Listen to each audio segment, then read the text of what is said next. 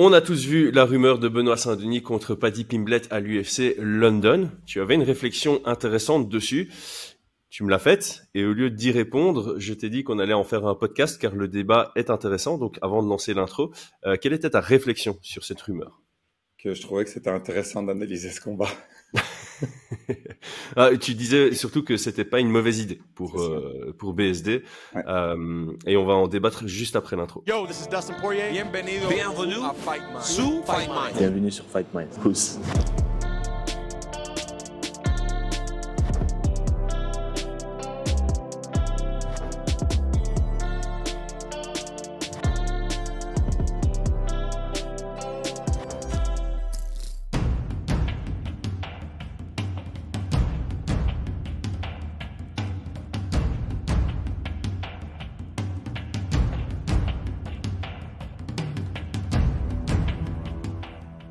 C'est pas le combat en tant que tel, ce que je voulais dire, c'est plus la partie stratégie, on va dire. Stratégie, pas de combat, stratégie De carrière. De carrière, voilà, c'est ça exactement. Stratégie de carrière en tant que manager, on va dire.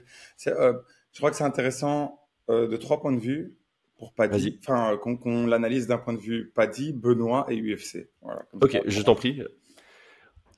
Alors, je crois qu'on va commencer par BSD. Parce que je crois que c'est le plus intéressant. Et puis après, voir comment c'est-tu par rapport au reste. J'étais le premier. C'est un débat. C'est pas du tout encore bien structuré, mais je voulais vraiment voir ton point de vue.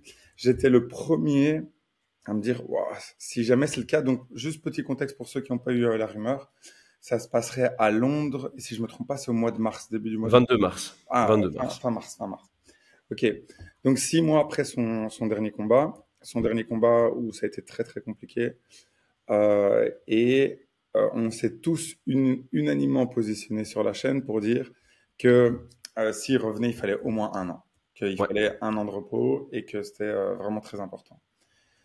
Alors là, bien sûr, il faudrait juste, là on parle pas du cas où un médecin dirait il peut pas combattre parce qu'il y a des séquelles et qu'il faut que ça. Bien sûr. Ça c'est le seul cas où voilà. Oui, voilà. S'il y a une suspension médicale, il y a pas de débat. Là, il y a pas de débat. Là, voilà. C'est juste si un médecin s'oppose, voilà, on dit rien du tout. Moi, ce qui m'intéresse en fait, c'est on avait fait l'exercice. Je sais plus si on l'avait fait ensemble ou pas. Enfin, si, je pense qu'on l'avait fait ensemble, mais je pense pas qu'on l'avait fait sur la chaîne. De regarder quels étaient les potentiels combattants qui pourraient affronter BSD. Et on avait regardé qu'est-ce qui pourrait être intéressant pour lui ou pas. Ouais. Moi, j'avais quelques noms. Et il faut peut-être rappeler aussi les enjeux. En fait, c'était parmi les enjeux, pour moi, le prochain combat est déterminant pour sa carrière. À 100%. Voilà, c'est que lorsque tu as une première défaite contre Dustin Poirier, c'est normal dans le sens, c'est une légende. Personne t'en Oui. D'un point de vue ranking, c'était 3 contre 11, un truc comme ça. 11 ou 12, je pense. Ouais. Y a aucune honte pour le 11 à perdre contre le 3, surtout quand c'est Dustin Poirier. C'est ça. Ensuite, il y avait la deuxième défaite qui, là, était plus problématique, qui était contre Renato Moicano. Ouais, parce qu'il était ultra favori. Ouais. Renato est venu très bien préparé, donc on remet le crédit du côté de Renato, mais effectivement, une défaite un peu plus compliquée. Pas anormal non plus. Renato reste un très très bon combattant, mais ça devient un peu plus compliqué. C'est ça. C'est surtout sur des détails au sol avec une certaine préparation que Renato a mis l'accent sur des choses qu'il avait vues chez Benoît. Et il a vraiment mis sa stratégie là-dessus. Et très bien exécuté d'ailleurs. On n'enlève vraiment rien du tout. Au contraire, je trouve que Renato était vraiment très bien préparé. Et c'est fou parce que parmi les sources qu'on avait pour ce combat, il y a Renato Moicano. Je t'ai envoyé une vidéo en privé. Je t'ai dit, regarde, il y a Renato qui est en train de dire que donc Renato affronterait. Non, c'est confirmé. Non, c'est confirmé. Ça, c'est confirmé. Voilà. Contre Beneil Dariush. Affrontera Beneil Dariush. Et normalement, donc même sur la cover, je pense qu'il avait mis, c'était Paddy Pimblett contre BSD. Et je t'avoue que j'étais content. Voilà, content dans le sens, je suis content pour le match-up, mais je suis dubitatif par rapport au temps qu'il a pour ce match-up. Mais je reviens là-dessus. C'est que 6 mois, pour moi, c'est court. C'est pas extrêmement court, mais c'est court. Et surtout que Benoît a fait des guerres monumentales et a combattu extrêmement. Et c'est ça qui me fait peur, c'est plus sa santé. Ouais. Mais d'un point de vue match-up, de tout, même déjà dans le top 15, c'est vraiment tout le monde, c'est tous des assassins là-dedans. Et même plus que le top 15, on l'a dit plusieurs fois, chez les bantams, chez les lightweights, c'est vraiment très compliqué, même dans le top 25. On voit des Joel Alvarez qui sont en train de faire des dingueries. On voit pas mal de gens qui sont en train de monter et qui sont très, très sérieux. Et je recommanderais, pas que je dis qu'il a aucune chance, mais je recommanderais juste pas d'aller contre Joel Alvarez. Il est vraiment très, très fort. Je crois qu'il a 18 victoires, 18 finishes, si je me trompe pas. 22. Ah non, ok. Ouais. 22 victoires, 22 finishes. Ok, ouais. Il vient de remonter dans le classement Fight Night. D'ailleurs, il est même devant, j'ai vu qu'il était devant Chandler, voilà. Donc, maintenant, pourquoi est-ce que je trouve ça intéressant? Je vais argumenter et je crois que c'est à partir de là que va se lancer le débat. Pardon, j'ai fait un monologue, mais pour que tout le monde soit sur le même truc. C'est mieux. Donc, en 1, je pense que d'un point de vue stylistique, je trouve que 1, ça va être un très bon combat, c'est intéressant. Les deux ont des ouvertures au niveau striking en défense.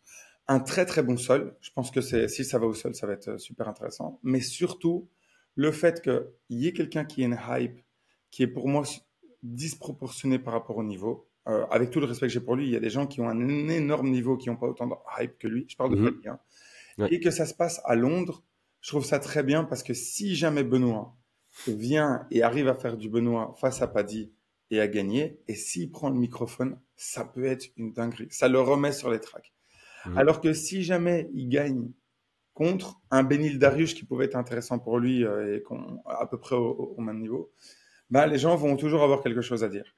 Benil a déjà perdu, il a perdu 2 fois, c'est plus le Benil d'avant, blablabla. Alors que crois-moi que s'il gagne contre Paddy, les gens auront toujours quelque chose à dire. Paddy était surcoté de toute façon. On est d'accord. Mais la dynamique n'est pas la même. Il est sur 6 victoires consécutives, je pense. C'est ça. Il a 6-0 à l'UFC, donc 6 victoires consécutives à l'UFC. Et avant de signer, il était sur 3 je pense. C'est ça. Donc, je parle de l'UFC, clairement. Je parle pas du Cage Warriors. Non, et le fait que Benil, même s'il a perdu contre des vrais noms, il perd contre Charles Oliveira, il perd contre Saroukian, pardon, c'est honorable. C'est un contender et quelqu'un qui va se battre pour le titre. Enfin bon. 2 contenders. Ouais, 2 contenders en fait. c'est la définition. Donc du coup, moi je trouve ça vraiment. Bon, il y a la manière avec laquelle il a perdu, mais voilà, il n'a pas perdu contre un no-name, tu vois. Non. Donc, de tous les match-ups que je voulais voir, celui qui m'intéressait le plus dans l'intérêt de Benoît, c'était Paddy Pimblett. Et le problème, c'est qu'ils veulent le mettre. C'est pas à Londres, c'est Liverpool, je pense. C'est Londres ou Liverpool? C'est Londres. Ah, c'est Londres. Donc, et ce qui est génial, c'est que à Londres en plus, même horaire, pas trop compliqué avec le voyage, etc. Il va y avoir pas mal de Français qui peuvent aller le supporter. Je trouve qu'il y a quand même pas mal d'arguments. Donc je sais que tu vas détruire tous mes arguments.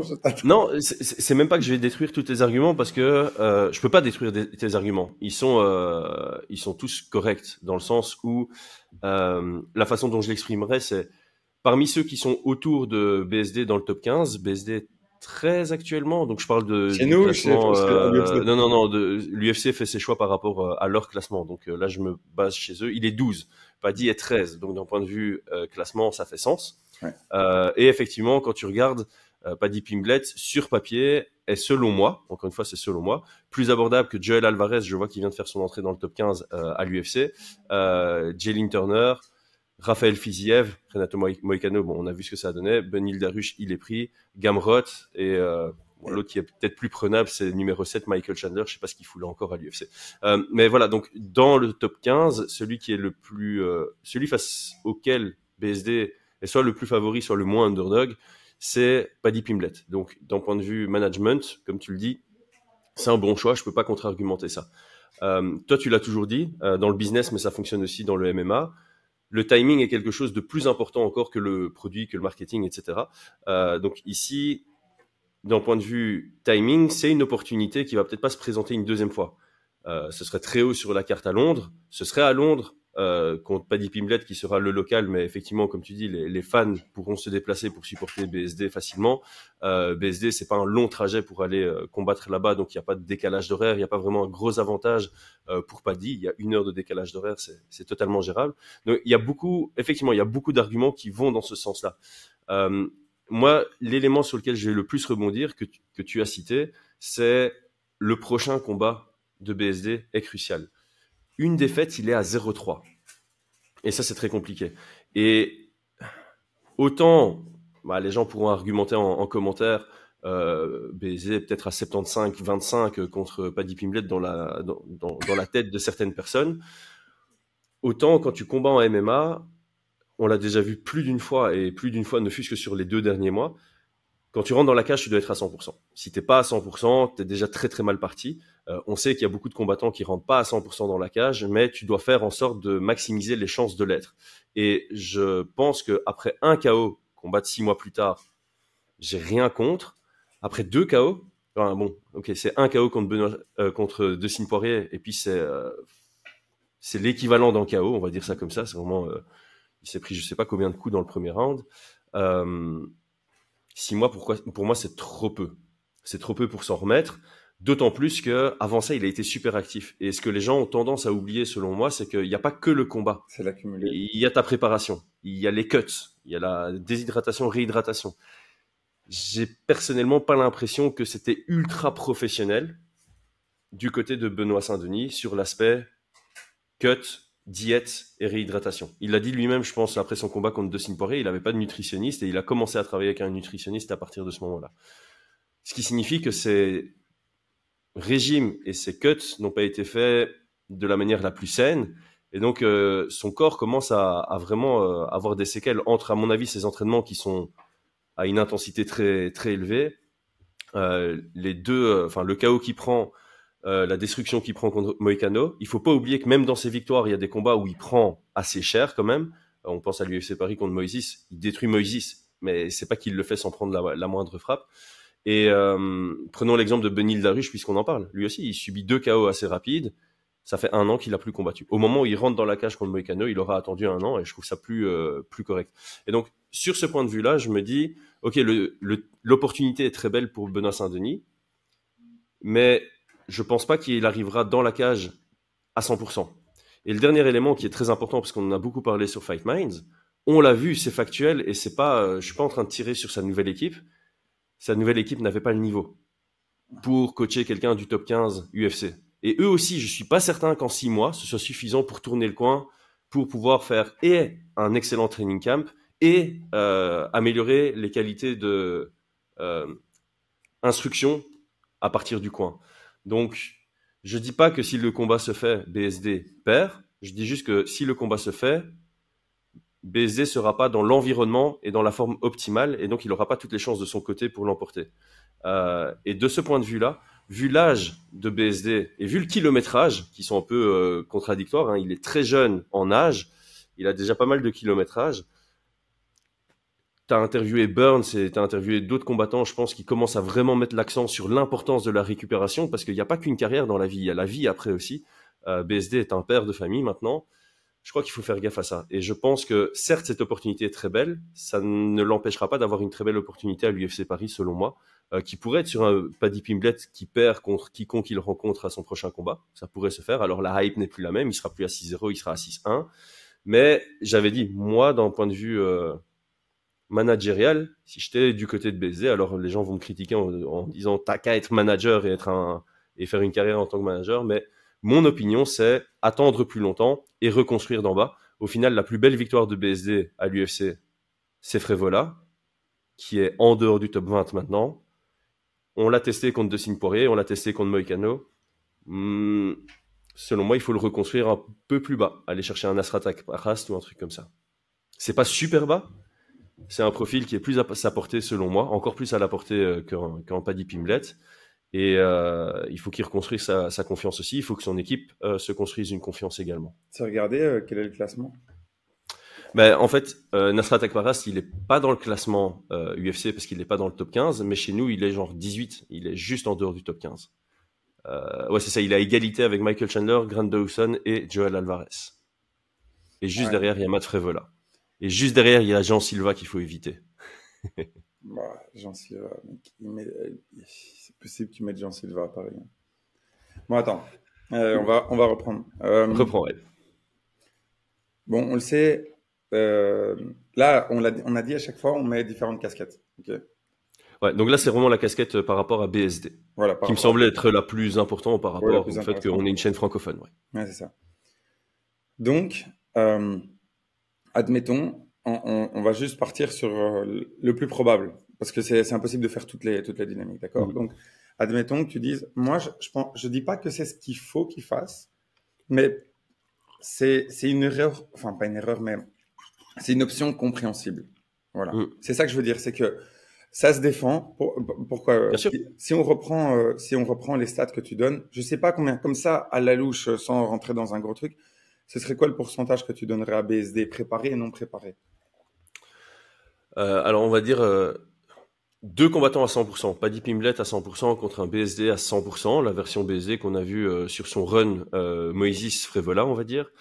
Je crois que je me dirigerais sur un 60-40. Un peu en dessous de 60-40 pour BSD. Ah ouais? Ouais, je mettrais BSD favori. Ok. Non, mais oui. Je pense que... un peu plus, mais... Ouais, en fait, Paddy Pimblett monte dans mon estime aussi. Ok. Et autant BSD à 100%, j'ai une belle image de lui, autant on est obligé de considérer ce qui s'est passé contre Dustin Poirier et contre Renato Moicano. Et je pense qu'un Paddy qui prend la position du dessus contre BSD, comme l'a fait Renato Moicano, il peut faire quelque chose de similaire. Ok, mais pour moi, c'est l'analyse sans avoir approfondi et comme ça rapidement, sans réavoir vu, sans regarder les combats. Mais pour moi, si ça reste debout, c'est BSD. À la lutte, c'est BSD. Au sol, je ne mettrai pas Paddy favori.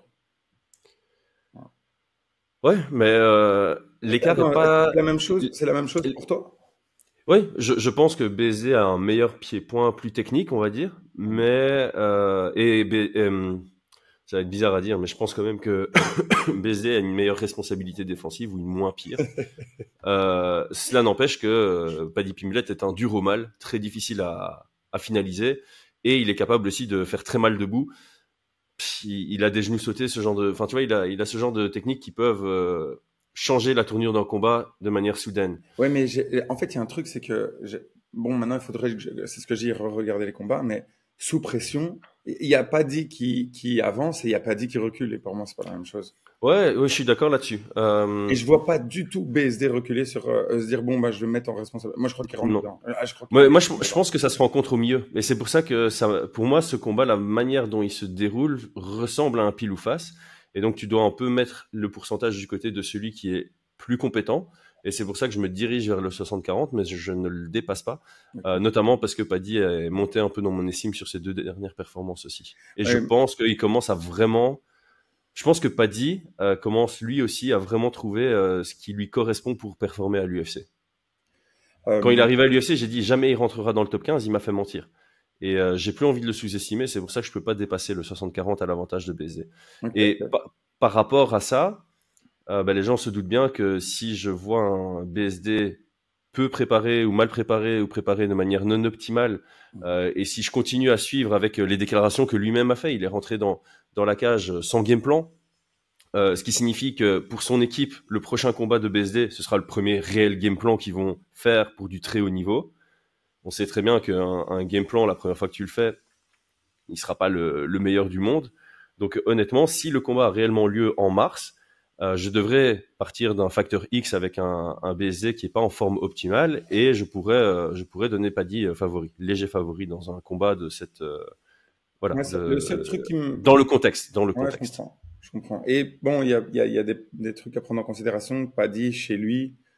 Ouais, c'est des facteurs X. En fait, tous les facteurs X iraient à l'avantage de Paddy Pimblett. Oui, c'est ça. Parce que le menton de Benoît, on ne sait pas. Tu vois, parce que on sait que c'est ça. C'est son mental. Ça en fait partie aussi. Il se fait connecter. Même tu peux avoir le mental incroyable, si à un moment ton menton lâche, Enfin, tu vois, et c'est ça. Et on sait pas après tout ce qu'il a eu, comment est-ce que ça peut réagir. Ouais, il n'y a pas d'études qui nous prouvent que après un KO, tu es plus sensible au KO. Parce que comment veux-tu conduire une étude pareille? Tu vas devoir trouver des gens qui sont prêts à se faire mettre KO. Donc on sait pas vraiment conduire une étude là-dessus. Mais voilà, d'expérience, on sent quand même que les mentons peuvent lâcher plus vite à la suite d'un KO. Et surtout, si tu re-rentres très rapidement dans la cage. Et il y a très peu de combattants qui ont pris 2 KO sur 6 mois et qui sont revenus dans les 6 mois. Et là, c'est même pas sur 6 mois, hein, BSD. Et il faut pas oublier, BSD, c'était quoi? C'est juin et septembre? Septembre et mars. Ouais, enfin oui. Non, c'était mars. C'était mars. Mars, septembre, ouais, donc c'est mars. 6 mois. Ouais. Il prend, ouais.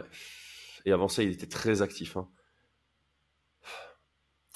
Ouais, j'ai du mal à imaginer un BSD à 100% en mars. C'est vraiment ça, et c'est pour ça que moi, je penche plus du côté contre ce combat. Encore une fois, je comprends les arguments parce qu'il y a des arguments pour. Tu les as tous cités. Mais les arguments contre, pour moi, prennent le dessus. Ok, mais attends. Donc on se dit, un vraiment préparé, il a un delta de 10% en plus, on va dire. Donc sinon, c'est 60 à, on va dire que 55-45, j'imagine ça que tu veux dire, avantage Paddy. Ouais, entre le 55-45 et le 60-40, s'il est vraiment à 100% en forme, bien préparé, avec un bon game plan. Il faut, là c'est vraiment la formule optimale, tous les curseurs au max. Ok. Donc, maintenant, admettons, Paddy prend pas Benoît. Paddy prend quelqu'un d'autre. Ouais. Pour moi, il est underdog contre tout le monde. Tous ceux qui sont dans... Pas contre Chandler. Pardon, pas contre Chandler. Pas contre Chandler. Non, si, franchement, même contre Chandler. Franchement, je bien. Ouais. Allez, c'est le meilleur match-up qu'il peut avoir, on est d'accord. Ouais. Okay. Ouais, d'un côté comme de l'autre, ouais. Je pense aussi que d'un côté comme de l'autre. Okay, peut-être Turner fait partie quand même du tas. Oh non, non, je suis pas d'accord. Turner, pour moi, c'est un bourbier qui est sous-estimé. Je suis pas d'accord. Chandler, je suis d'accord. Vas-y, il y a des autres possibilités, mais Jalin Turner, pour moi, je suis pas d'accord. Jalin Turner, il va de nouveau mettre un très beau direct. Il va croire que ça y est, il va se retourner, il va se prendre le dos, il va se faire étrangler, mec, c'est... Ouais, bon, là-dessus, je crois qu'il a appris de cette erreur particulièrement, tu vois. On espère. Mais, pour lui. Okay. Donc, hypothétiquement, on va dire le meilleur cas pour pas avoir de défaite, c'est Chandler. Ok, admettons c'est Chandler. Si Paddy gagne contre Chandler, on revoit pas Paddy contre Benoît. Non, bien sûr que non. C'est sûr. Non. Donc, et c'est quand même une grosse possibilité. Et dans la possibilité où il perd contre Chandler, de quelle manière est-ce qu'il perd? Alors, j'ai juste, c'est probablement KO ou voilà, une sale décision où il a eu du mal. Enfin, il a pris cher. Enfin, oui, il a pris cher, quoi, voilà. Ouais. Donc, pour moi, même dans ce cas-là, Paddy, ça va plus du tout être la même chose par rapport à Benoît. Et normalement, il devrait pas revenir dans les 6 mois, selon tes propres critères, tu vois. Possible, parce que ce serait son premier KO à Paddy Pimblett. Si tu prends un KO, j'ai pas de mal à ce que tu reviennes 6 mois après. Comme l'a fait BSD en revenant contre Renato. Tu vois, parce que BSD a des... Parce que BSD, en tant que il a pas de manager, KO même, clean, je parle pas juste est-ce que tu as la capacité de revenir 6 mois plus tard, c'est est-ce que tu es le manager, tu viens de te prendre Chandler, tu viens de te prendre un KO, est-ce que tu vas le mettre contre le gars où si jamais il t'éteint, c'est probablement de la même manière. Je sais pas. Non, parce que BSD, il a pas de KO sur une frappe. Non, mais voilà sur un voilà, mais il te met pas bien, quoi, tu vois. Ouais. Après, encore une fois, quelles sont les autres options en lightweight, tu vois? Tu reviens contre qui? Alors, ça revient de nouveau chez Nasrat Akparas, quoi. Ouais, c'est ça. Je crois que de l'autre côté, tu vois, je sais qu'on est français et qu'on aime bien, enfin français, on supporte le MMA français, donc on aime bien. Mais, comme je dis, refait une analyse de BSD. Sa meilleure victoire, c'est Matt Frevola, qui est maintenant hors top 20. Après ça, il se fait éteindre par 2 top 15. Et ça fait 1 an qu'il a plus combattu. Il sera sur une série de 2 défaites solides. Ouais, 2 solides défaites. Je suis d'accord avec l'argument. Je suis d'accord juste sur Après, effectivement, tu regardes ses belles performances, ça fait peur. Oui, mais tu peux pas dire. Enfin, tu vois, je suis d'accord tout à fait là-dessus, mais tu peux pas dire que tu mets un premier round comme ça à Dustin et dire que c'est pas à prendre en considération. Il gagne le premier round contre Dustin. C'est pas qu'il se fait éclater contre le premier round contre Dustin. Moi, je rejoins l'argument de Brian là-dessus.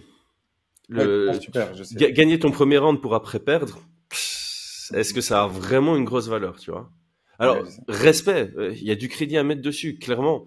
Mais est-ce que Dustin n'était pas stratégiquement en train de se dire, il commence super fort, il se fatigue, moi je vais laisser passer la vague, et par conséquent, on a eu un Dustin qui était plus en mode, je fais le strict minimum pour rester dans le combat. Je sais. Et dans ce cas-là, c'est pas, enfin, tu vois, c'est plus facile d'imposer ce genre, enfin, de gagner ce genre de round. Moi, le seul truc que ça a été impressionnant, hein, ne me faites pas dire ce que j'ai pas dit. Ça a été impressionnant, mais j'irais pas le considérer à ce point-là.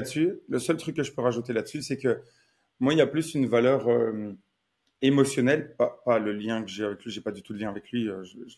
C'est juste le lien émotionnel. Je me rappelle comment je me suis senti quand je l'ai interviewé en mars de l'année passée. Je me suis senti gêné. Il était tellement mal que je me suis senti gêné. Je me suis dit, il faut que j'arrête l'interview parce qu'il a pas de force. Et je suis sorti en disant, les gars, je crois vraiment qu'il y a un problème. Et si j'étais l'entraîneur, moi, j'aurais dit, tu combats pas comme ça. Et le fait qu'il ait fait un premier round comme ça, je sais que c'est pas une excuse. Je dis juste mon point de vue. Quand j'ai vu ça, je me dis, ouais, c'est quand même impressionnant. Comment est-ce qu'il a réussi à rentrer dans le ring en étant comme ça, tu vois? Et donc, ça te rajoute un argument il est capable de rentrer dans une cage en n'étant pas dans la meilleure des formes. Ah, on est 100%, oui. Et donc ça me rassure pas par rapport à un retour trop tôt. Parce que imagine, c'est vraiment là. Le pire des scénarios qui puisse se produire, c'est qu'il prend un KO contre Paddy Pimblett. C'est pas impossible, Paddy, il a des KO, et quand il met des KO, c'est souvent genre genou sauté ou ce genre de choses. Imagine, il prend un KO contre Paddy Pimblett, ça fait 3 KO sur 12 mois. Enfin, encore une fois, c'est pas un KO contre Renato, mais c'est l'équivalent de. Donc. Et comme tu l'as dit, ça veut dire 0-3, se faire finaliser 3 fois. C'est quoi la suite après? Non, mais pour moi, le facteur risque est énorme. Le facteur risque est énorme. Tu vois, c'est quasi coûteux. Ouais. Mais je sais encore une fois. Alors, ça, c'est un argument qui va dans les deux sens. Il gagne, ça peut vachement relancer sa carrière. Tu gagnes là en mars contre Paddy Pimblett. Après, t'es contre un tueur à gage. Hein. T'as intérêt à avoir le niveau. Hein. T'as pas intérêt. Enfin, tu vois, t'as pas intérêt d'être de nouveau en mode j'ai gagné en étant moyen, tu vois. Parce que tu gagnes contre Paddy Pimblett. Après, tu vas te ramasser un Fiziev ou un Dan Hooker ou ce genre de tueur à gage. Tu t'es sur une victoire. Tu peux prendre ta pause. Ouais, d'accord. Non, là, franchement, là, justement, pour moi, la stratégie, c'est, écoute, enfin, voilà. Je reviens juste sur les deux comparatifs. Donc, tu m'as dit 60-40. 45, attends, c'était, 45-55, je dis dans l'autre parce qu'on le voit d'un point de vue BSD. Et si jamais tu reviens, donc tu sais que tu perds. Pour moi, tu perds pas dit. Si jamais tu l'as pas à ce moment-là, tu le perds. Et tu vas devoir te taper soit un Fiziev, soit un Chandler, soit un Joel Alvarez avec le ratio de finish qu'on a su mentionner. Du coup, pour moi, ok, que tu te prennes ton KO. Tu te prennes ton KO maintenant, et encore, je suis même pas sûr que tu prends un KO contre Paddy, mais bon, admettons que tu te le prennes. C'est sur 1 an ou 1 an et demi, parce que pour moi, il va pas attendre plus que Paris. Et, non. Et pour moi, Paris peut être contre-productif dans le sens, t'as vraiment la pression. T'as la pression. Revenir à ce moment-là, c'est un autre truc, tu vois. T'as tous les médias qui sont sur toi, t'as tout le public, en plus que le public français. On sait quand tu es en victoire, ça se passe bien, mais sinon, c'est beaucoup plus compliqué. Et donc, je me dis, tu peux venir de manière... Ça, c'est le seul facteur X qui peut être plus intéressant. Tu peux te dire, je viens là où on ne m'attend pas, en ennemi, et je donne tout. Et ça, c'est plus une mentalité Benoît, pour être sincère. Oui, j'ai même l'impression que BSD est capable de performer sous n'importe quelle pression. Oui, mais c'est pas la même chose de venir... Cyril l'a dit, je sais que c'est pas les mêmes combattants, mais... Tu vois, de te dire, je peux venir de manière décontractée à Las Vegas, comparé à être à Paris où tu sais que les gens t'attendent. Ouais, je vois le... Tu vois. Et puis, c'est pas ils t'attendent sur une série de victoires, ils t'attendent avec une série de défaites et ils sont déçus. Donc, c'est pas du tout la même énergie, tu vois. Donc, juste pour ça, je me dis, tu sais que tu as déjà la pression. Si tu perds, ça a des impacts sur ta famille, ta santé, un économique, sur tout ce que tu veux. Donc, moi, je pense que tu dois juste aussi prendre l'autre point de vue. Je suis d'accord, c'est pas optimal et c'est pas bon d'un point de vue santé et game plan, je suis d'accord. Mais si tu dis en septembre, pour moi, le plus probable, c'est qu'il n'aura pas Paddy, parce que si Paddy gagne, ça passe. Ouais. Et si Paddy perd, c'est pas du tout la même chose. Et je pense pas que Paddy accepte. Donc, ou sa team. Ils ont été très intelligents à l'UFC avec les match-ups. Faut pas oublier que tous les match-ups qu'ils ont mis pour Paddy, c'était des match-ups intelligents. S'il perd et qu'il perd contre un Chandler, et c'est le meilleur match-up pour lui, je pense pas qu'il part de la bonne manière. Donc, là, je me dis, qui d'autre est-ce qui te reste et quel est le pourcentage contre ces gens? Si tu donnes 60-40 dans le meilleur des cas, combien est-ce que tu donnes contre le reste? Et on va pas donner à Paris, on va pas te donner Nasrat, tu vois. Je crois pas que tu vas le donner. Si, honnêtement, maintenant il y a tellement de combattants français qui sont à haut niveau que BZ pourrait ne pas être le combat principal. Bah, ce serait pas Cyril, ce sera pas Manon. Ils seront pas. Et ce sera pas Et ce sera pas Imavov. Tu vas mettre qui? Tu vas mettre Nasrat Ziam en main event après 2 victoires. Imagine Ziam prend une victoire en plus. Oh. Ziam combat ici, j'invente en février. Oui, je Il sais. prend sa victoire, mais une event, moi ça me dérange pas. Ok, d'accord. Mais ça fait encore beaucoup de si. Là, t'as pas encore Ouais. l'élément, tu vois. Là, Ouais, au je sais. moment où tu prends ta décision en tant que. Il y a toujours des hypothèses à tirer, tu vois. Oui, mais Il prend le combat ici contre BSD, il perd, bah, il est pas main event non plus à Paris sur un 0-3. Hein. Et Ah non, mais je le mais ferai pour pas moi, combattre à Paris. c'est pas fin de carrière, mais on se comprend. C'est voilà, Ouais. c'est très très compliqué après ça, tu vois. Parce que tu dois Ouais. prendre un énorme repos. Là, on n'en parle même plus. Là, je crois que c'est l'UFC qui l'interdit. Et s'il revient, ce sera contre un top 20, top 25 et encore. Donc c'est pour ça que je dis, pour moi, tu le mets contre qui? Tu dois considérer tous les points. Et si tu le mets à Paris, tu le mets contre qui? Et quel pourcentage est-ce que tu lui donnes? Avec toujours le même risque et tous les facteurs risques qu'on a mentionnés, qui sont à son encontre aussi, tu vois. Je sais que je vais partir dans un autre argument un peu à la rien à voir par rapport à ce que tu viens de dire, et je vais le faire juste après une petite pub. Nous sommes fiers d'être ambassadeurs de la marque Oko Europe. Oko produit des gourdes filtrantes éco-responsables. Le filtre Oko traite l'eau pour la purifier et la rendre saine à la consommation. Polluants, pesticides, métaux lourds, mauvaises bactéries et autres contaminants sont efficacement filtrés. Cette gourde vous permet d'avoir accès à de l'eau de qualité à portée de main et même lors de vos voyages. La gourde de 650 ml est à 63 €, celle de 1 litre est à 69 €. Dans les deux cas, vous avez un filtre offert de 400 litres. Votre litre d'eau est donc à 17 centimes. Et oui, ça vous fera faire de sacrées économies, surtout sur le long terme. Une fois la gourde amortie, vos filtres pour 400 litres sont à 30 €, soit 7 centimes le litre. Et grâce à notre affiliation, vous avez encore 10% de réduction sur votre première commande avec le code FMOCO. Moins cher, moins de déchets, plus de facilité, plus sain. Rendez-vous en description pour le lien vers le site Oko Europe. Soutenez notre chaîne tout en mettant une priorité sur votre santé et celle de vos proches. Donc l'argument qui part dans l'autre sens, c'est ok, il faut tout prendre en considération, mais il y a quand même un critère qui passe devant tout, c'est la santé. Oui, mais ça, c'est ce que je t'ai dit. Tu dois tout prendre en considération, mais il y a un critère. C'est ce qu'on a dit de base. Moi, tu dois aller voir un médecin et c'est le médecin qui peut te dire est-ce qu'il y a de l'inflammation, fais tes scanners, fais tout ça et dis-nous. Si le médecin dit non, on n'en parle pas. Mais là, c'est compliqué. Mais il y a une différence entre un médecin qui te laisse éligible au combat et la compréhension de ce qui se passe si tu as un combat difficile. Parce qu'encore une fois, même dans une victoire, mais où tu prends des sales coups, comment est-ce que tu en sors après avoir vécu ce qu'il a vécu sur les dernières années? Il y a là, parce que je prendrais aussi l'âge en considération, le temps qu'il a, le fait qu'il ait le temps de se reconstruire. J'entends tout ça. Tu prends pas Paddy Pimblett ici à Londres, qu'est-ce qui te reste pour l'UFC Paris? Ils trouveront bien. Et honnêtement, on a déjà vu des Fight Night à l'UFC avec des main events un peu pour axe. Le premier main event de l'année prochaine, c'est Dern contre Ribas. Donc avoir un BSD contre Nasrat Akparast en main event dans Fight Night, ça choquera pas les Américains. Ouais. À l'UFC Paris, on a été mis bien par l'UFC, tu vois, très très bien. Mais à un moment, si l'UFC veut faire un Fight Night comme un autre à Paris, ils le feront. Hein. Et ça n'empêchera pas de faire un sold out. Ouais, donc, encore une fois, d'un point de vue managérial, je suis pas pour. Je comprendrai les arguments.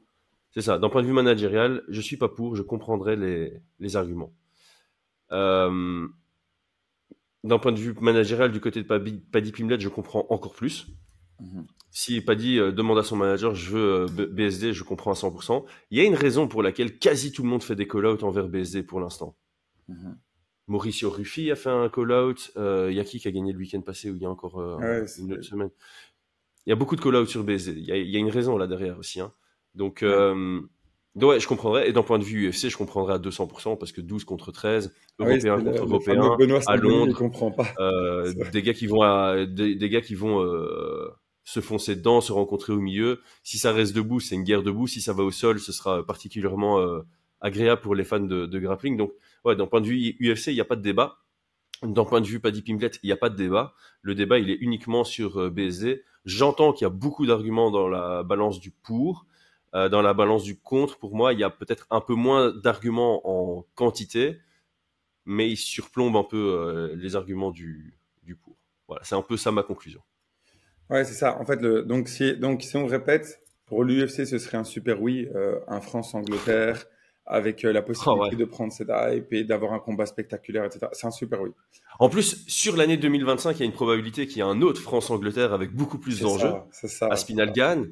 Et donc, tu sais, ça peut faire un peu les prémices du truc. Donc, d'un point de vue marketing, communication, il y a beaucoup d'éléments à prendre en compte pour l'UFC. Ouais. C'est ça. Donc, tu as un France-Angleterre.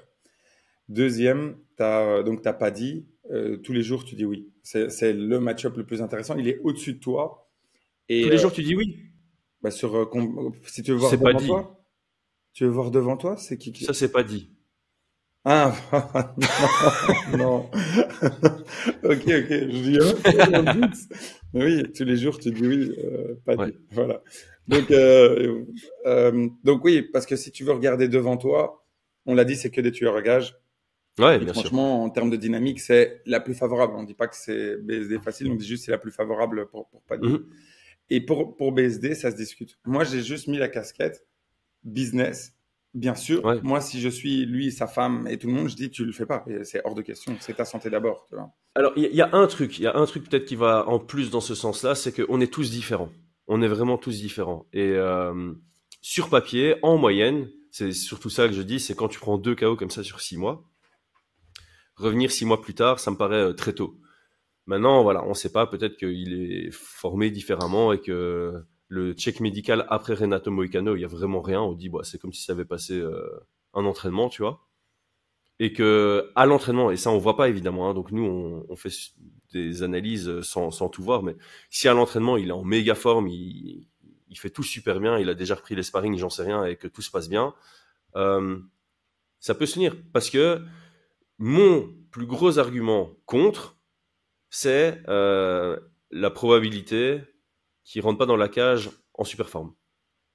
Si à l'entraînement, il voit qu'il est vraiment en super forme et qu'il est meilleur qu'il l'a jamais été, bah, ça casse un peu mon argument et dans ce cas-là, je pourrais totalement comprendre. J'aurais toujours cette crainte par rapport à sa santé.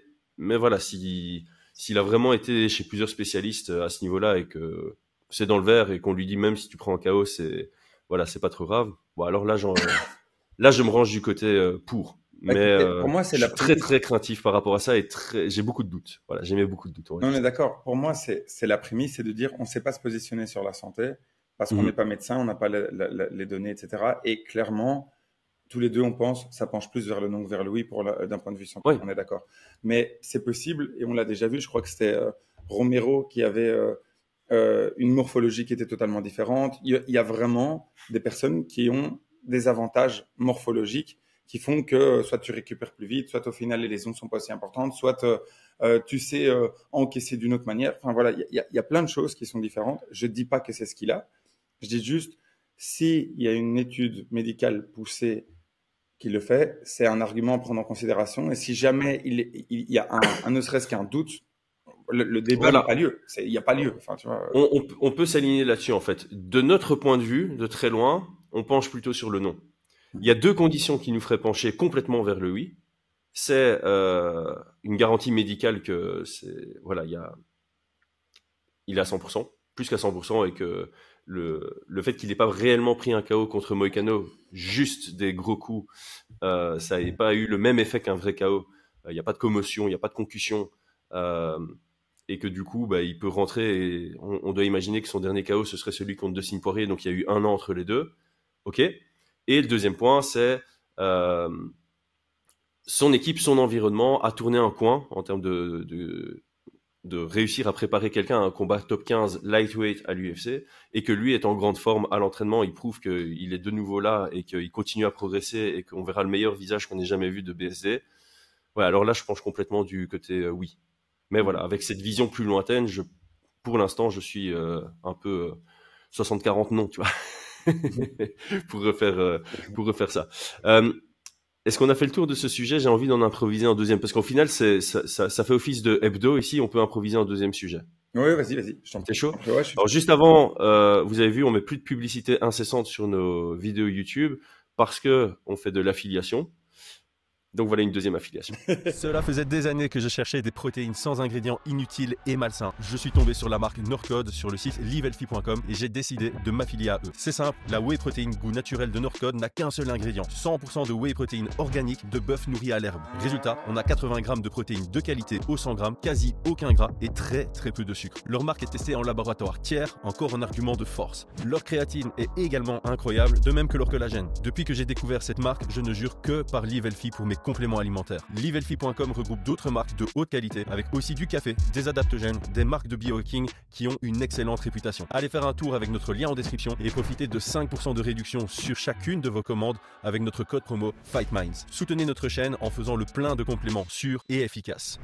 Alors, deuxième sujet à improviser. Il y a un compte où ça fait buzz. Hein. On met pub, donc on t'en met une. On met plus de pubs incessantes de YouTube. On les met nous-mêmes. Donc, au lieu d'être targeté par rapport à tout ce que tu fais sur Instagram et Facebook, et nous, on t'impose nos pubs. Voilà. Mais acheter, c'est bien. Au moins, là, ce sont des affiliations, ce qui signifie que j'ai acheté les produits, j'ai fait la démarche auprès de la marque pour pouvoir être affilié. Parce que je crois en la qualité des produits qu'on vous propose. Voilà, là c'est beaucoup mieux. C'est mieux comme ça. Donc le sujet qu'on peut improviser, c'est la déclaration de Dana White lors de la conférence de presse d'après UFC Tampa, où il dit que la veille, ils ont concrétisé quelque chose auquel on ne s'attend pas et qui va nous faire exploser la tête. Ouais. Et je sais que t'es pas sur Twitter, donc je sais pas si tu as vu. Alors ça peut être un bête compte qui veut lancer une rumeur pour faire des likes, ça peut être quelqu'un qui a vraiment certaines informations. Il dit que ce serait une version un peu plus affinée de McGregor contre une version un peu plus bulked up de Topuria. Il pense que c'est ça la news. Bon, j'y crois pas trop, je t'avoue. Je crois pas trop. Parce que... Pourquoi? Bon, sorry. Ouais, bon, attends, déjà... Alors on va faire ça. À quel point est-ce qu'on veut y croire? À quel point, si c'est validé, est-ce qu'on est hype? Et si c'est pas ça, quel serait notre pronostic? Okay. On va faire ça pour clôturer le podcast. Okay, donc, à quel point est-ce que tu y crois? Pas trop, apparemment. Moi, je donnerais 90-10. 90-10. Oh, waouh, à ce moment-là, ok. Ouais, okay. Je crois pas. Mais, ok, je vais dire pourquoi. Mais attends, d'abord, je dis juste, la première news, elle était basée sur des sources fiables. Un combattant mécano qui est près dans le truc, qui dit ça. Bon. Et qui présente comme, enfin, il y a même des gens qui se disaient, mais attends, mais est-ce qu'il vient juste de révéler un combat ou pas? Parce que là, il est vraiment en train de parler comme si c'était fait. Donc c'est pour ça que je trouvais ça intéressant. Et j'avais envoyé un post, je me dis, attendez, est-ce que vous avez entendu quelque chose? C'était pas assez fiable, mais une fois que j'ai vu la vidéo de Moïcano, je me suis dit, bon, il y a quand même quelque chose, parlons-en.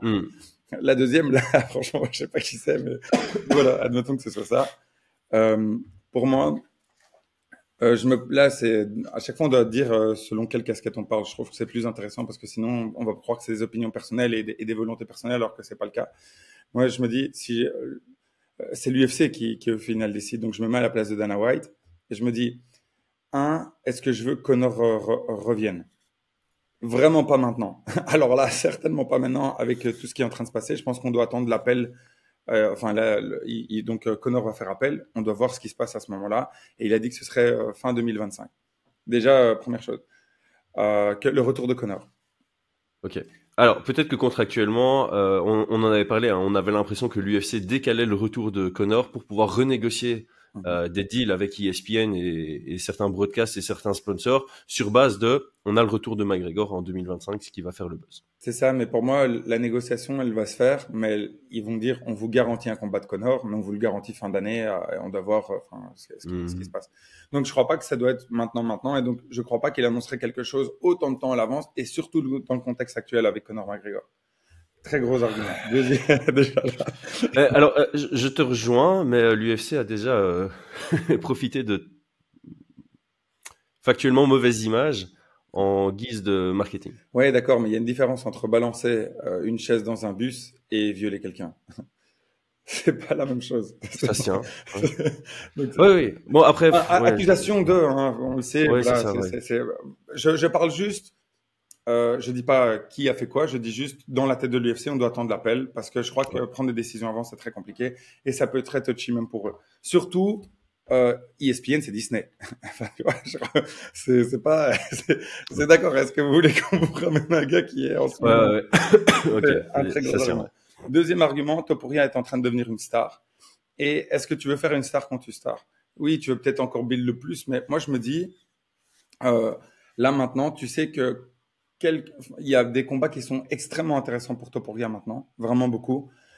Il y a je sais que c'est pas le plus intéressant sur cette partie-là. Moi, des Diego Lopez qui, si jamais encore une victoire, je crois qu'il devient vraiment, ça pourrait te faire vraiment un très beau combat. On le sait, il veut plus être en 145, pardon. Je parle toujours en livre, il veut plus. Je dis juste qu'il a annoncé. Je dis pas que ça va être accepté, mais il ne veut plus.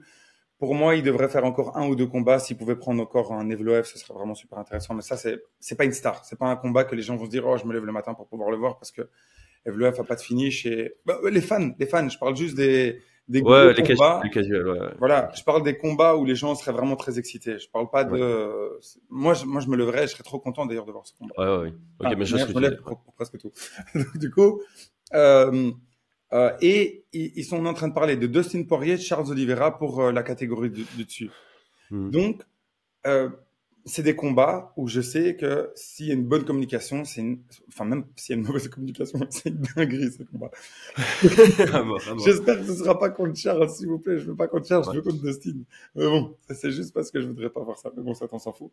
Donc, du coup, je me dis, c'est pas que il est dans une situation où il est coincé et on sait pas trop quoi faire avec lui. Et parce que je donne un exemple. Si tu prends Pantoja, qu'est-ce que tu fais avec Pantoja? Il détruit tout le monde et on sait jamais quoi faire avec lui. Et bon, il n'a pas la célébrité. Enfin, il a pas sa hype. Donc peut-être si c'était un Pantoja dans la même situation avec aussi peu de hype, peut-être que je me dirais bon, on essaye de construire quelque chose, tu vois. Ouais. Mais là, Conor s'il revient, pour moi, mais même une version build, il y a toutes les rumeurs qui disent comme quoi. Même contre des welters, il est monstrueux, et pour moi, c'est horrible à dire, mais moi, je mets Ilia favori face à Conor. Bien sûr. Oui, c'est pas horrible à dire, c'est à fond. Non, mais même en welter, c'est ça que je veux dire. Oui, même en welter. Pas de stress. Je dis, voilà, il rentre dedans. Non, je le mets favori aussi. Moi, je sais qu'il y a des fans de Conor qui vont nous tomber dessus. Désolé. Non, honnêtement, je pense pas. Honnêtement, là, Conor, on l'a plus vu depuis tellement longtemps. Ce qu'on voit à l'entraînement, c'est pas officiel. On se dit qu'il se prépare pas comme un dingue.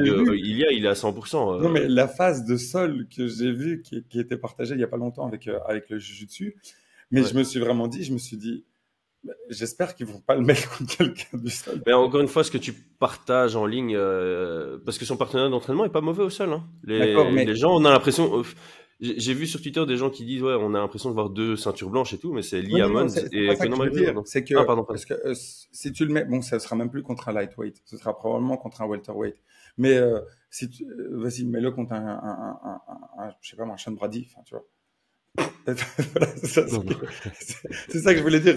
Non, après, voilà, je suis quelqu'un de bon, pas genre est-ce que c'est une ceinture blanche? Non, quelqu'un de bon au sol de la catégorie et qui avec ça donne pas ça, c'est clair et net. C'est ça que je veux dire. J'entends. Moi, honnêtement, la raison pour laquelle j'y crois, c'est parce que l'UFC est capable. De manière générale, ils sont capables de le faire. Il dit c'est quelque chose dont vous attendrez pas, et je vais te dire. Mais on s'y attend pas à ça. Ok, je fais une prédiction. Vas-y. Pour moi, ce sera pas un truc lié au sportif. J'avais la même prédiction. Moi, c'est genre un nouveau sponsor, tu vois. Oh, bon, j'espère pas. Ou un nouveau broadcast, ou j'en sais rien. Ouais. Je pense. Si jamais j'ai raison, c'est trop fort. Parce que je crois qu'il y a personne qui l'a dit. Je pense que l'UFC va être partagé sur Netflix. Ah, putain. Ouais, je pense que c'est une belle prédiction. Si jamais, pour moi, c'est quelque chose de c'est quelque chose autour où les gens vous disent, franchement, c'est incroyable. Pour qu'ils soient excités comme ça et qu'ils disent c'est en train de se débloquer hier soir, je me dis ça doit avoir des négociations pour l'année prochaine parce qu'on est en plein dedans. Ça commence novembre, ça finit décembre, c'est en train de finir en ce moment. Je me dis négociations, les gars, vous êtes pas prêts. C'est lui. En fait, moi, je me disais aussi que ça allait pas être un combat ni une signature moi, parce qu'on pourrait penser signature. Mais ouais, je pense effectivement un deal avec Netflix. On voit là, je vois que pour le Noël, il y a des matchs de foot US en live sur Netflix. On a eu Mike Tyson contre Jake Paul. Et je vais te dire pourquoi j'y crois encore plus. C'est que je me dis, Netflix a vu qu'ils ont pété le record de plus de vues d'un sport de combat de l'histoire, avec les 100 millions là, je me dis, franchement, Netflix, t'as vu ça, tu te dis, ok, il faut qu'on fasse quelque chose. Donc, tu te dis, ok, si on reprend l'UFC, c'est un coup de maître. Jones Ngannou sur Netflix. Oh, non, pas Jason Ngannou. Non, ah non, parce que je crois que si c'était ça, la table de Dana White, elle aurait été un peu inclinée comme ça au moment où il l'a dit. Tu vois ce que je veux dire? C'est dégueulasse. Côté, avec les journalistes aussi. Donc, Non, mais je pense que pour moi, il a préservé certains combats et il s'est dit il y a des combats qui sont incroyables. On va voir. Et c'est pour ça qu'il est en train d'hyper. Et je t'explique pourquoi je pense ça. C'est qu'il y a des arguments qui sont en cette faveur, qui vont dans cette direction. C'est il dit sans aucun doute, Aspinall John Jones, ça se fait. Donc, c'est que voilà, quelqu'un allonge. Il y a quelqu'un, je sais pas qui c'est, mais il y a quelqu'un qui allonge. L'Arabie Saoudite et peut-être maintenant Netflix. Et il a dit que ça allait être le combat le plus vu ever. Ah, voilà. Alors que honnêtement, non, tu vois. Oui, mais bon, c'est pas la première fois qu'il dit ça non plus. Hein. C'est pas la première fois qu'il dit ça non plus, tu vois. Mais... voilà, le fait qu'il l'ait dit, c'est peut-être, un petit. Mais il dit peut-être pour Netflix, tu vois. Donc, Ouais, non, mais justement, parce que s'ils mettent Jones contre Aspinall sur Netflix, effectivement, il y a de fortes chances que ce soit le combat de MMA le plus vu de l'histoire, et ça dépasse les pay-per-view réalisés par McGregor. Ok, donc il y a ce combat-là, le retour de McGregor, les combats et à mon avis, il se dit, Netflix, regardez tout ce que j'ai là, il est temps de signer là, tu vois. Ouais. Moi... À mon avis, c'est vrai que après les résultats que Jake Paul et Mike Tyson ont fait, Dana White, c'était probablement déjà un peu en égo. Et là, il s'est dit, ok, là, quand on parlait de timing tout à l'heure, dans le business, le timing est ce qui est le plus important. Là, à mon avis, Dana White, c'est une star là-dessus. Il a dû rappeler Netflix le soir même en disant, bon, on relance un peu les négos là. Moi, j'ai des sales combats à vous proposer. Ok, bon, du coup, t'as fait ta prédiction, t'as dit à quel point t'y croyais pas. Si maintenant ça se valide, si maintenant c'est vraiment Conor contre Ilya, ton degré de hype, il est pas ultra élevé, si je comprends bien, parce que tu préférais voir un Ilya soit te défendre contre Evloev, soit contre Charles ou Dustin. Ou t'aurais quand même ce truc de, allez, c'est star contre star, quoi. Le côté star contre star pourrait te motiver. Oui, alors je serais motivé parce que je me dis, comme d'hab, moi je le vois toujours avec un intérêt pour le sport dans son ensemble, où je me dis, c'est trop bien, parce que ça va donner de la visibilité au sport, mais maintenant je me dis, quelle visibilité est-ce que ça va donner au sport, parce qu'on a vu partout dans le monde ce qui s'est passé avec Conor. Donc, je suis pas trop content qu'on ait cette image-là, parce qu'ils vont le pousser à fond, ils vont le pousser, et c'est logique. D'un point de vue sportif, ça fait pas sens pour moi. Ça fait aucun sens. Non, là, c'est vraiment un combat extra sportif. Hein. C'est pour les chiffres. Et si l'UFC le fait, c'est pour les chiffres, en se disant, de toute façon, Ilya veut plus combattre en featherweight. D'ailleurs, Ilya, les noms qu'il a cités en lightweight, c'est même pas directement pour la ceinture. Et donc, l'UFC se dit, de toute façon, il y a un détour à faire avant de revoir Ilya. Donc, voilà, contextuellement, il y aurait des raisons. Par rapport à Ilya, tu vois. Si Ilya ne veut vraiment plus être en featherweight, ok, tu montes, quitte à te mettre dans un combat qui n'est pas pour une ceinture, autant que ce soit McGregor, tu vois. Mais 2 catégories. Mais parce là, le gars sur Twitter disait, le gars sur Twitter disait une version plus skinny McGregor against bulked up Topuria. Ça alors j'y crois pour moins. Moi, ce que je fais, tu sais quoi, si je suis l'UFC, ce que je fais, c'est même pas une catégorie. Je fais ça à 75. En catchweight à 75. Comme ça, c'est pas déconnant pour Ilya et c'est imaginable, réaliste pour McGregor, tu vois. Oui, mais catchweight, ok, admettons que ce soit le cas, d'accord, et qu'ils disent, pardon. Donc, admettons que ce soit en catchweight, ok. Quel intérêt est-ce qu'a Ilya? Bon, l'argent, tu vois, d'accord, l'argent. Ouais, c'est ça, c'est juste ça. Mais est-ce qu'il a déjà, enfin c'est pas méchant, mais je suis sûr qu'il va renégocier son contrat, il a eu son documentaire, il est en train de faire, ça se passe bien. Il a blindé, mais il y a 2 raisons pour Ilya, c'est l'argent et le fait que aujourd'hui il déteste McGregor, il a déjà sacrément franchement, j'ai des arguments pour prouver qu'il déteste pas tellement McGregor. Non, c'est récent. Il a avoué que il est intelligent, que McGregor. Oui, ou alors il a. Mais pourquoi il provoque? parce que ça l'intéresse. Mais oui, mais parce que tout le monde veut un combat contre McGregor, c'est le meilleur combat. Mais voilà, donc la raison, elle est intrinsèque. Oui, mais dis-moi, je crois même que même pas si c'est le bon mot que j'utilise. McGregor. Même pas Doja, tu lui dis prends McGregor et prends McGregor. Mais bien sûr, tout le monde le veut parce que tu sais que même si on te paye pas mieux par l'UFC, le nombre de followers que tu prends te garantit un succès en tant que créateur de contenu à la fin de ta carrière ou pour la suite de ta carrière. Ok. Donc voilà. Il y a des raisons. Moi, mais je te rejoins. Je crois 0. Mais j'y crois un peu plus que toi. Voilà, toi c'est 90-10, moi c'est 80-20. Le niveau de hype. Honnêtement, ouais, tout ce qui est non mais tout l'aspect média. En fait, c'est quoi? Tout l'aspect média me hype pas. Une fois qu'ils sont dans la cage. Voilà, j'adore. Voilà.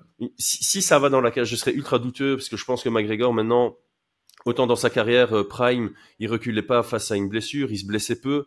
Ici, je pense que son corps, avec toute la merde qu'il a foutu dedans, lui dit merde. Et j'ai vraiment beaucoup de mal maintenant à voir McGregor revenir. J'y crois plus. Ouais, mais moi, je te le dis, j'ai vraiment envie d'essayer. Donc, je vais te dire, je crois à 80-20 à ce que le combat soit annoncé. À ce que le combat se fasse, j'y crois à 1%. Il y a une différence de 19% quand même entre la signature et le combat se fait réellement, tu vois. Donc voilà. En fait, maintenant regarde le type de fan que t'attires quand t'as des nouveaux regards par rapport à ça. Et moi, justement, on le dit souvent, les valeurs de la chaîne, parmi les valeurs, il y a la bienveillance. Et on essaye de montrer une image du sport qui est positive. Et je suis content, moi, quand je vois des Aspinal qui réagissent de la manière dont ils réagissent. Et je suis content quand je vois des personnes qui sont tellement respectueuses et qui montrent du respect pour leurs opposants, etc. Bon, bien sûr, t'aimes bien un peu de trash talk et t'aimes bien un peu de trucs comme ça, c'est sûr et certain. Mais là, quand c'est de qualité, ouais. Mais oui, mais là, on parle de dopage, de cocaïne, de viol. Enfin, allez, vas-y. Oui, non. Alors, McGregor ne reflète plus du tout. C'est plus du tout un ambassadeur du MMA. Oui, ça l'a été, mais ça ne l'est plus du tout. C'est pas méchant, mais est-ce que là, on est en train de parler de John Jones sur Netflix quand même, tu vois? J'avoue. Après, on a eu Mike Tyson sur Netflix. Oui, voilà. Mais t'avais oublié, toi. Moi, je savais pas, en fait. Voilà, je suis pas quelqu'un qui suit beaucoup les histoires et ce genre de choses. Donc, mais bon, il y a une différence. Donc, Netflix a été capable de mettre Mike Tyson dessus. Il serait capable de mettre John Jones et McGregor. Non, bien sûr, Netflix, tu dis ce que tu veux. C'est pas Disney+, hein. Non, on est d'accord. Les thunes, hein. On est d'accord. Non, donc c'est pour ça que je dis, j'aimerais tellement, si tu me disais, j'exagère, hein, c'est impossible, mais si tu me disais, il y a un retour de GSP, tu vois, avec les valeurs qu'il véhicule pour le sport. Là, je parle juste personnellement, ça engage que moi, mais je serais trop content parce que il y a des personnes qui poussent le sport vers le haut. Et j'ai juste peur que maintenant, j'en ai marre qu'à chaque fois que je dise, là maintenant, je suis en train de faire un entraînement, j'aimerais bien un jour combattre. Et je vois que par exemple, il y a d'autres gars, hein, il y a un YouTuber là récemment qui a sorti son premier combat, Tran.